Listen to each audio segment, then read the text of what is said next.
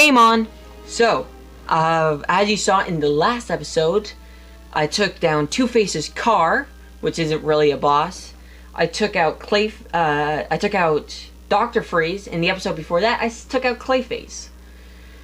Now, I'm taking on Pamela Lillian Isley, aka Poison Ivy.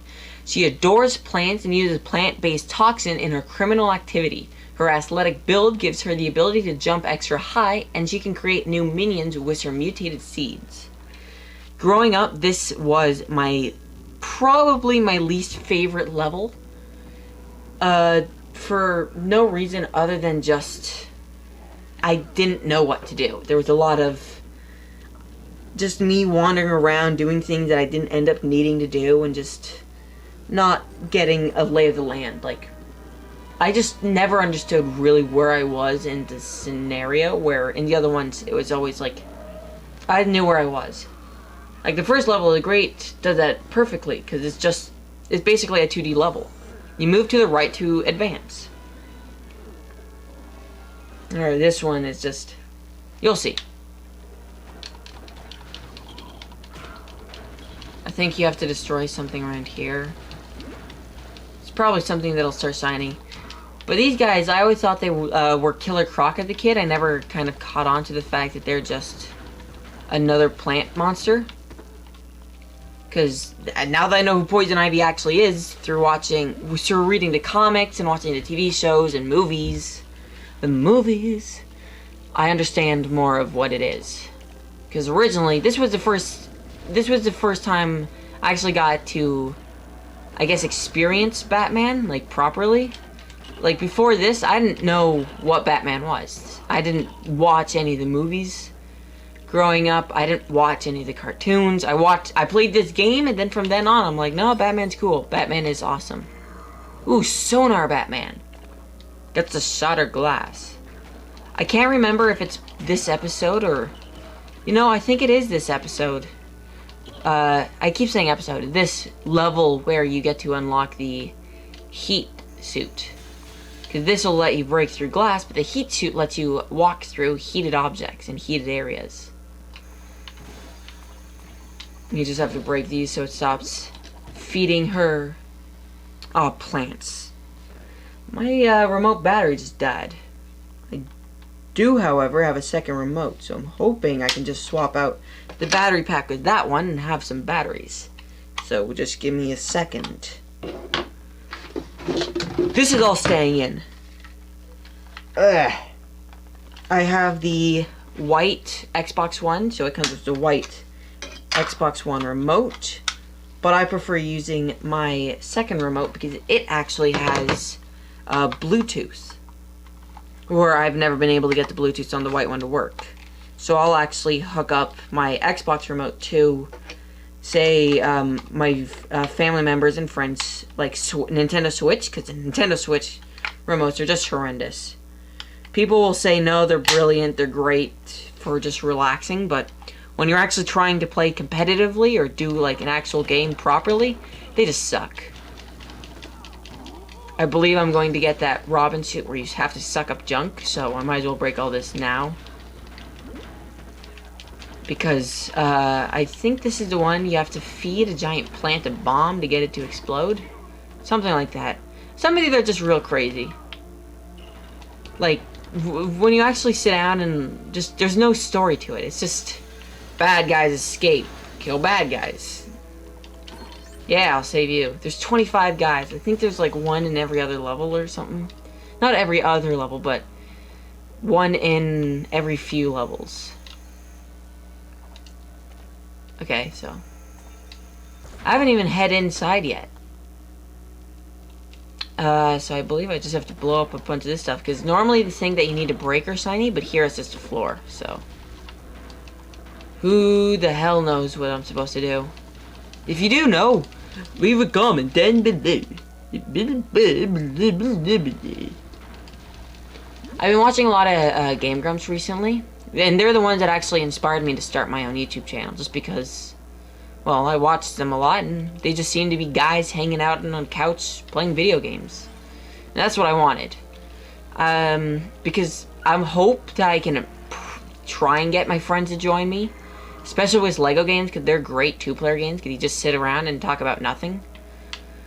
Whereas other games, especially like 1-player games, it's just it'd be one person playing and everyone else just watching him. And I at least don't want to just watch someone play. I mean, I know that's what it is when it's YouTube, but I don't want to watch my friends play when I can be playing. So that's why I don't have anyone doing like the Final Fantasy with me, or I don't have anyone doing the Game of Thrones. Even though I know people who have watched the show, and I'd probably be like, who's that? And I'd be like, that's Tyrion Lannister. He's played by this actor and is known for doing this, and da-da-da-da-da. And then they get on a rant and they talk for like half an hour. Well, I'm just like, cool. I agree. I disagree. You know what? You're right. I do agree. Because that's all I ever say because people can start a rant and just talk about things that they love for like ages. And you don't have to even know anything about it. You just have to agree on most things and then disagree and say something that they said earlier that they dislike and kind of phrase it in a way that it's like, be like, I disagree, that is not the greatest moment. And if they're like, well, what was the greatest moment? Be like, well, it sure as hell wasn't that time that George blew up the Statue of Liberty. And they're like, yeah, that was stupid. That way you're at least adding to the conversation. Oh, jeez. More of these guys. So I did talk about playing... In a past episode, I said I might play the Lego Star Wars. Because those are probably some of my favorite games of all time. Lego Star Wars: A Complete Saga is... Well, I grew up with Lego Star Wars 1 and 2. And those are the ones that I played. So I knew those ones best. And then I have the Complete Saga, which comes with both of them, as well as some additional stuff. So I've never completed that one, but I might try playing through that one on this channel just so that I have 6 different levels instead of... Oh, I died. Instead of just the standard 3 that came with the others. But if you don't want to see more Lego games, well then I might start playing the Arkham games, like Arkham Asylum and Arkham City. 2 of probably my favorite games of all time. Well, no, not Arkham City. I actually wasn't the biggest fan of Arkham City when I first got it. I haven't even completed it. I played through Arkham Asylum and I loved the game, and it was probably, if it's probably in my top 10 games of all time.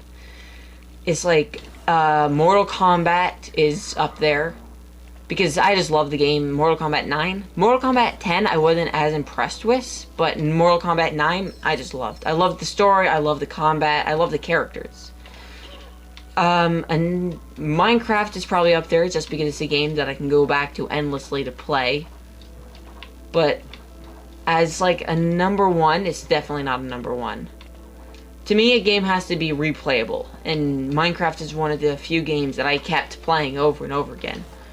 Uncharted 4 for the PlayStation 4, that was just a great game. Like, that was probably the first game on the PlayStation 4 that I completed. I went through the story mode, I loved it, I did a bunch of the achievements for it, I beat on hard mode, I sat down, I played it straight for like 6 hours to beat this story mode again to get that achievement. But it's just great. I don't know if I actually need to do any of this, because I already have the bits from earlier.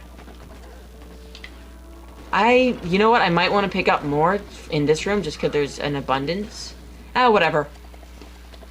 If I need them later, they have to give them to me later. Stop shooting me! Yes, I'll eat your heart.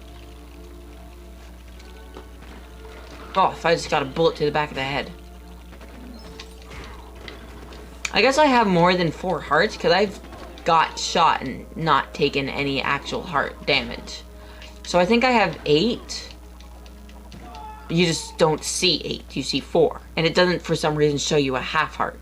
This is the worst room in any Lego video game of all time. And I'll show you why in a sec. Because you can smash all this stuff. You can aim at this, it flashes, but it doesn't actually shoot it. And you might think that's what you have to do. But no, you have to destroy these doors. they'll give you these plants, you break all the bottles. You don't know what to do, because you can't step in that acid or else it'll kill you. You finally destroy everything, you start building the plants, you build flowers, you think maybe they'll suck up the acid. They don't. You try and break them, they don't break. I've probably, like, sat here for hours trying to figure out what to do. I've probably tried jumping into that, just running through with different suits. You have to jump on the flowers that you build to raise up platforms in the acid.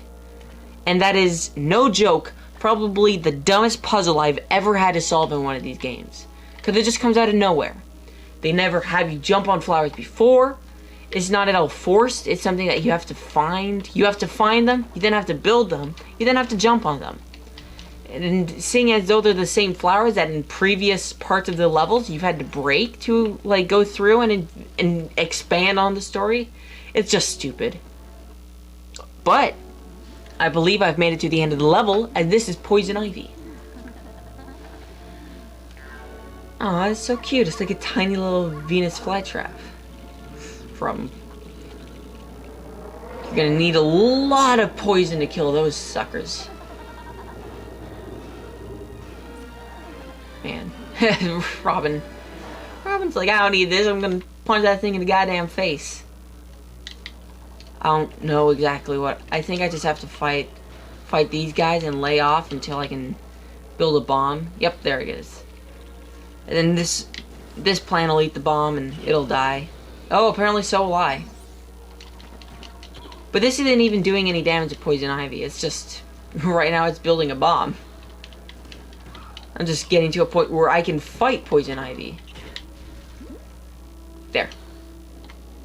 I don't know if I can actually run away from this bomb. Yep. It doesn't fire right away, but it's almost immediate. Is it gonna build this bomb fully, or do I have to beat Poison Ivy first?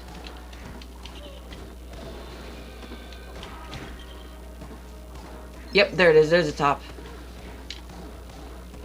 Just because I'm gonna take out all the plants before I move on to the actual boss. I don't actually know if I could have heard her beforehand.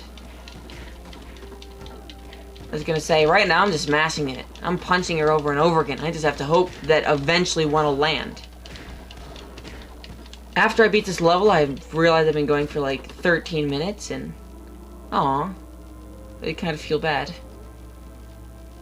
Don't be like, you feel bad just because he's a girl, but if like Clayface like just kind of hunched over and was like trembling in pain, I'd be like, oh, I'm so sorry. I feel bad.